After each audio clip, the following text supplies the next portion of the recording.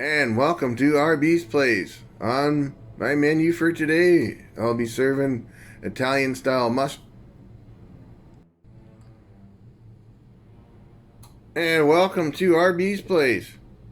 On my menu for today, I'll be serving up some Italian style meatballs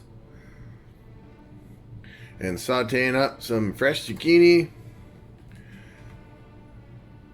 sweet yellow and red peppers for a little bit of added heat. And sliced up a few jalapenos and 2 big red onions, and with the adding to the mix these grape tomatoes, and I'll be serving it up with penne pasta and a marinara. I'm back. Cover your vegetables and let them simmer for about 5 to 10 minutes until the peppers are have a slight crunch to them. Barbie.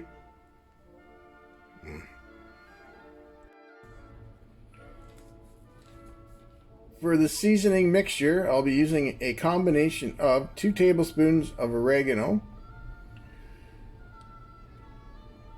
1 teaspoon of rosemary, half a teaspoon of dried crushed bay leaves, half a teaspoon of paprika, and half a teaspoon of sage.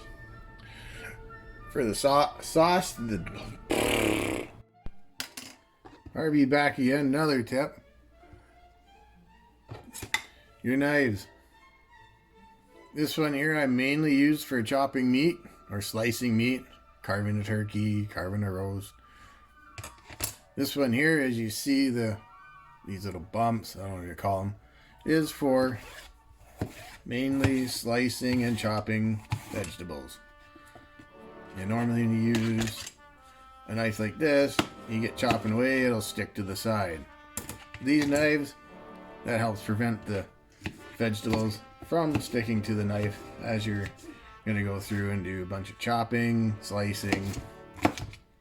Just a little tip when you're purchasing knives for your kitchen. These vegetable knives for chopping and slicing are really handy. And much better control when you want to do more of this. And it keeps it, as you can see, keeps a good consistency.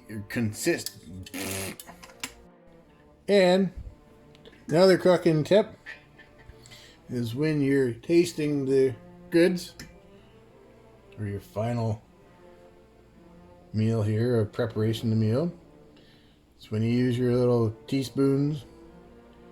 When you taste, once you've seen earlier, I did taste it. That spoon's in the sink. This is a nice clean spoon. Don't double dip. Whew, that's good. Just another tip.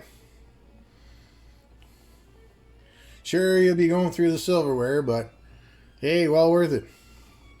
Especially during these times. Well, let's let this simmer and for another 15 minutes. Keep you posted. Well, RB's back and dinner is served. Once again, I'd like to thank all my YouTube supporters out there for your love. RB here. When you're gonna take like beef strips or a steak, frozen steak and all that, just partially thaw it. And then what I'm chopping up is stewing beef into smaller bite-sized pieces.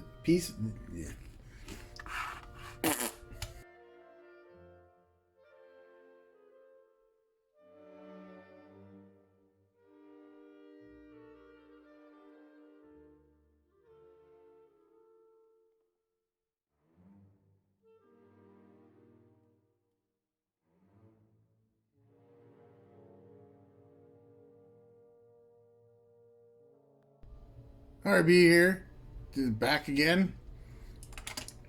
Show a quick little trick when you want to cut your smoked sausages in half. Cut it in half. Then it's ready to slice up into half moons.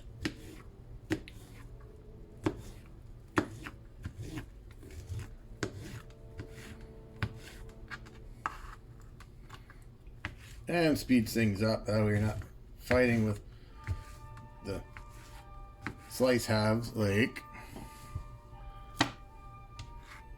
when you slice it that way, and you gotta take a pile and then do that. Saves you a bit of time. Well, I'll keep you posted. RB back with another little tip. When it comes to chopping up any meat like beef, pork, for stews or chilies or any type of dishes, if you're gonna do a stir fry, take your beef out or pork out and let it thaw partially, and then it makes it a lot easier to slice up into smaller bite-sized pieces.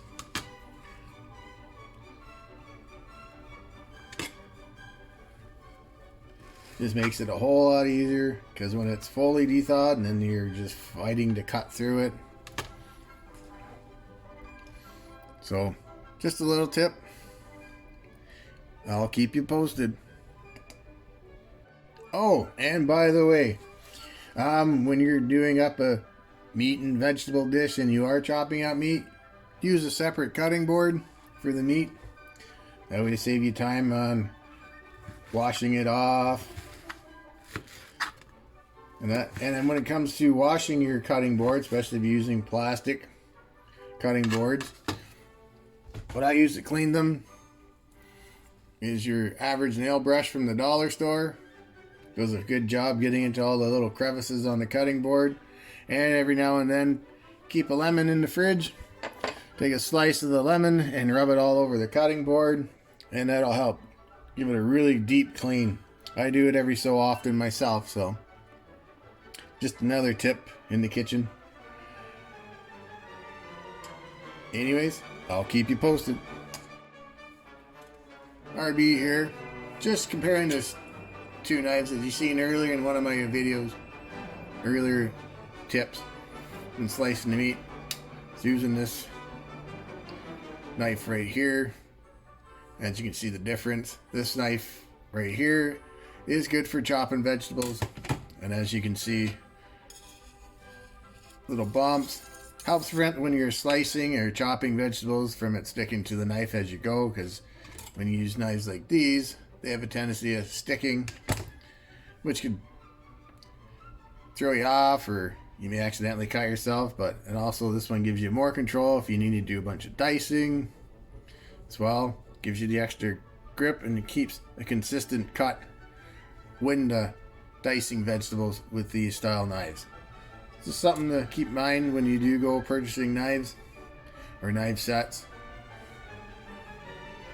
One of these for your carving your turkeys or roast, or slicing up your stewing beef or sausages for your meals.